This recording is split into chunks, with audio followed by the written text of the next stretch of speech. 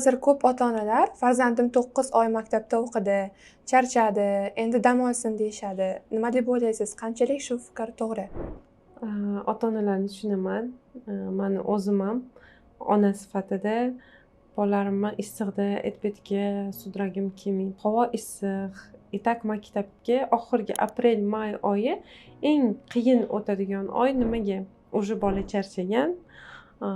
Bahor, vitamin yetishmaydi, maktabga zo'rg'a uyg'onadi, plus yana imtihonlar qo'shiladi. O'zi qiyin. Energiya tushgan.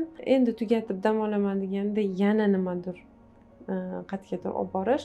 Bu o'zi charchagan ota-onalarga ham qiyin, bolaga vdvойне qiyin. Hamma narsa me'yorida bo'lgani yaxshi. Bu qanaqa? Masalan, hozir o'zimning farzandlarim kanikulga chiqishdi. Ikkita farzandim maktabga boradi. Kanikulga chiqishdi, kecha qizim aytayapti, har kuni kunlik vazifalar bo'lib berganman. Faqat dam olib o'tiraversa, miya ishlamaydi. Miya qancha ishlatilmasa, shuncha qotib qolaveradi. 3 oy yoz dam olish uchun beriladi. Bu degani hech narsa qilmasdan o'tirish kerak degani emas. Dam olish kerak. Dam bilan bilim olish poetapno ketish kerak. То есть ozgina dam, ozgina bilim. Bilasizmi, ko'pchilik ota-onalar bolasini yozgi darslardan ko'ra sportga berishni afzal deb ko'rishadi. Bunga qanaqa fikr bildira olasiz? Tana shug'ullanyapti.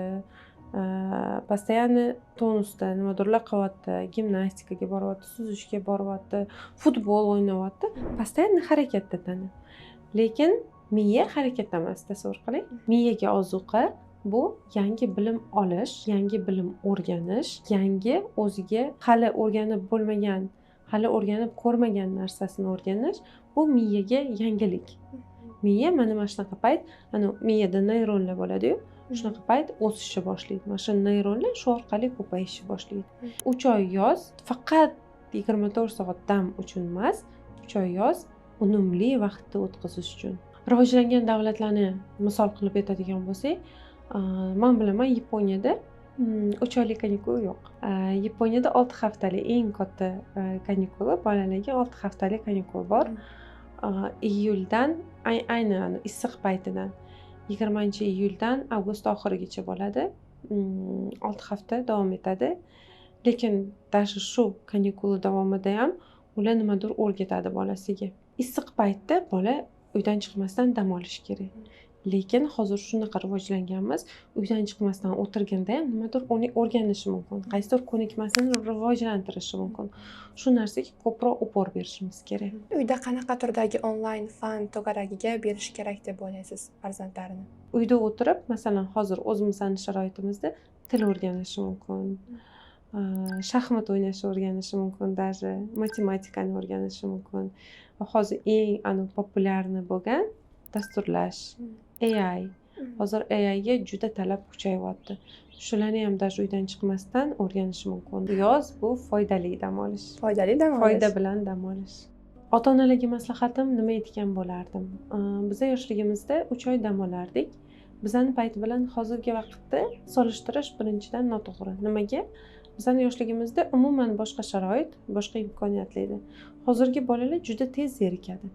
Agar hozir biz bolalarni ayab, himoya qilib, dam olsin, maktabdan etak charchagan deb uyda o'tkazib qo'yadigan bo'lsak, hech narsaga bermasdan, hech narsa yordam bermasdan bilim olishiga, nimadir o'rganishiga, u qiziqib vaqtini, o'sha bekorchi vaqtini kerak emas yomon narsalarga sarflashi mumkin. Chunki bola o'yinqaroq, bolada energiya ko'p, o'sha energiyasini nimagadir sarflashi kerak. Dam bilan bilim olishi muvozanatini to'g'irlab qo'yishimiz kerak. Bu qanaqa? Ertalab turib dam olsin, uxlasin xohlaganicha, kunni bir qismini, определённый bir qismini aniqlashtirib olib, ota-ona bilan bola o'tirib gaplashib, kunni mana bu qismida mana bu bilimni o'rganasan. Yangi bo'lgan, maktabdan tashqari bo'lgan iloji bo'lsa nimaga? Tak maktabdagi bilimlardan zerikkanda bola yengilroq narsa berib, material berib, mana shu narsani o'rganasan deb biza yana tim bolее uni gadjeti bilan birga bersak, o'zini sevgan gadjeti yordamida o'rgansa, bu yana ham bolaga qiziq bo'ladi. Ona sifatida ularni tushunaman, bolam dam olsin deymiz, lekin uni orqada qolmasligiga, yomon odatlarni o'ziga привычка qilib olmasligiga qanchalik yordam beryapmiz, shuni ham birinchi o'tirib o'ylab chiqishimiz kerak. Maslahatlaringiz va fikrlaringiz uchun rahmat. Umid qilamanki, ota-onalar uchun ham foydali bo'ldi. Sizga ham rahmat. Rahmat.